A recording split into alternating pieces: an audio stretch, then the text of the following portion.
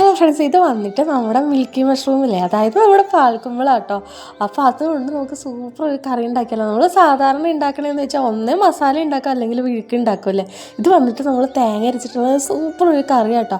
അപ്പോൾ ഞാനിന്ന് കടയിൽ പോയപ്പോഴത്തേക്ക് നമ്മുടെ മിൽക്കി മഷ്റൂം ഇരിക്കണുണ്ട്. പിന്നെ ഒന്നും നോക്കിയില്ല, അത് അങ്ങോട്ടേക്കും മേടിച്ചിട്ടാ.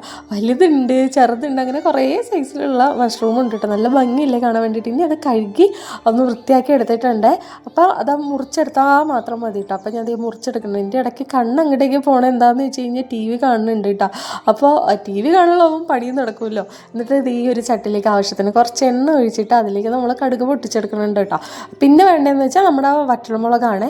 വറ്റൽമുളക് ഇടുന്നുണ്ട്, പിന്നെ കറിവേപ്പിലയും കൂടി ഇട്ട് കൊടുത്ത് അതിന് ശേഷം നമ്മൾ ചെറിയ ഉള്ളിയല്ലേ, സവാളൊന്നും എടുക്കരുത് കേട്ടോ, ചെറിയ ഉള്ളി ഇതേപോലെ നീളത്തിന് അരിഞ്ഞതും കൂടി ഇട്ട് കൊടുത്ത് നന്നായിട്ടൊന്ന് വരട്ടി എടുക്കാം കേട്ടോ. നല്ല രീതിക്ക് അതൊന്ന് വാടി വരുന്ന സമയത്ത് നമ്മുടെ കുനുകുനാന്നരിഞ്ഞ മഷ്റൂമും കൂടി അതിലേക്ക് ഇട്ട് കൊടുക്കാവേ.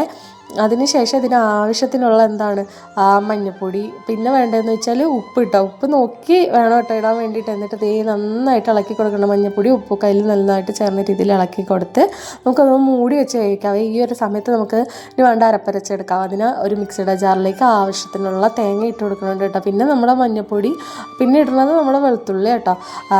പിന്നെ ഒരു പച്ചമുളക് ഇടുന്നുണ്ട്. പച്ചമുളകാണെങ്കിൽ മുറിക്കാൻ ഭയങ്കര പാടായിരുന്നു കേട്ടോ. പിന്നെ നമ്മൾ ജീരകം ഇടുന്നുണ്ട്, കുറച്ച് കുരുമുളക്, പച്ച കുരുമുളകില്ലേ, അതും ഇട്ട് കൊടുത്ത് പിന്നെ ആവശ്യത്തിന് കുറച്ച് വെള്ളം, കുറച്ചല്ല, ഒരു ഗ്ലാസ്, ചെറിയ ഗ്ലാസ്സിൽ വെള്ളം ഒഴിക്കുന്നുണ്ട് കേട്ടോ.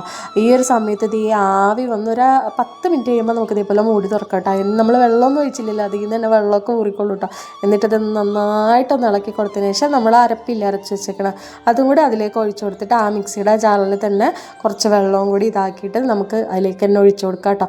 എന്നിട്ട് ഇതേപോലെ നന്നായിട്ട് ഇളക്കി യോജിപ്പിച്ച് കൊടുക്കണം കേട്ടോ. ഈ ഒരു സമയത്ത് നമുക്ക് ഉപ്പൊക്കെ നോക്കാം, ഉപ്പ് ആവശ്യത്തിനുണ്ടോ എന്നൊക്കെ നോക്കാം കേട്ടോ.